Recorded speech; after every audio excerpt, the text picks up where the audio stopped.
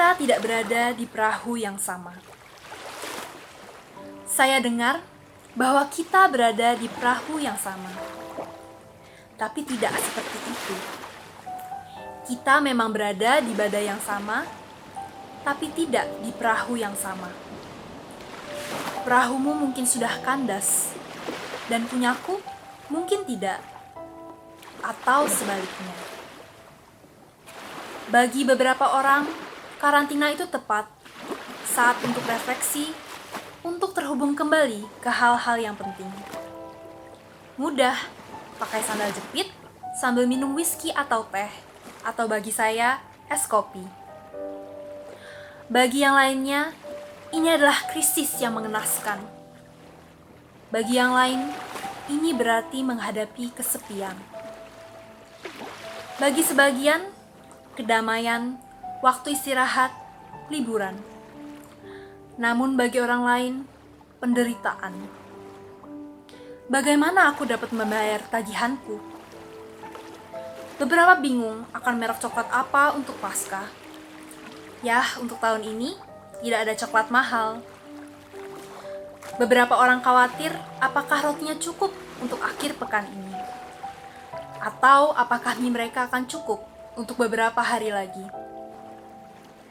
Beberapa berada di kantor rumah mereka. Yang lain mengais sampah untuk bertahan hidup. Beberapa ingin kembali bekerja karena mereka mulai kehabisan uang.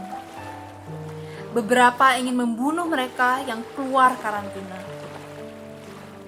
Dan beberapa perlu untuk keluar dari karantina, untuk mengantri di bank, beberapa untuk melarikan diri.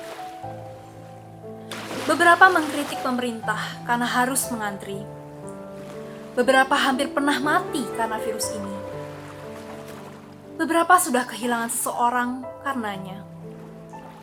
Beberapa tidak yakin orang terkasih mereka akan selamat.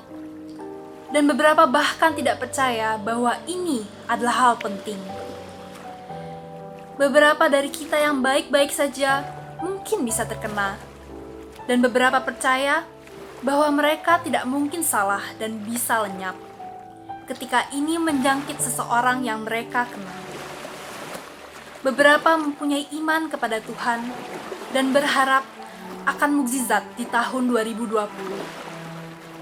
Orang berkata, yang terburuk masih belum terjadi. Jadi, teman-teman, kita tidak berada di perahu yang sama. Kita sedang melewati suatu masa di mana persepsi dan kebutuhan kita sangatlah berbeda.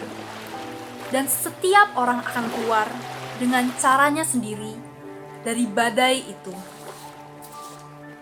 Beberapa dengan kulit coklat dari kolam renang mereka, beberapa dengan luka di batin mereka untuk alasan-alasan yang tak terlihat. Tapi sangatlah penting untuk melihat jauh di balik apa yang terlihat. Bukan hanya melihat, lebih dari melihat, memandang. Memandang jauh melewati partai politik, melewati agama, melewati hidung di wajahmu. Jangan remehkan penderitaan orang lain bila engkau tidak mengalaminya. Jangan menghakimi orang lain yang hidup enak. Jangan hina orang lain yang kurang beruntung. Jangan menjadi seorang hakim. Janganlah kita menghakimi mereka yang berkekurangan sebagai orang yang lebih dari dirinya. Kita ada di perahu yang berbeda, berusaha untuk bertahan. Biarkan setiap orang menentukan jalan mereka dengan rasa hormat, empati, dan tanggung jawab.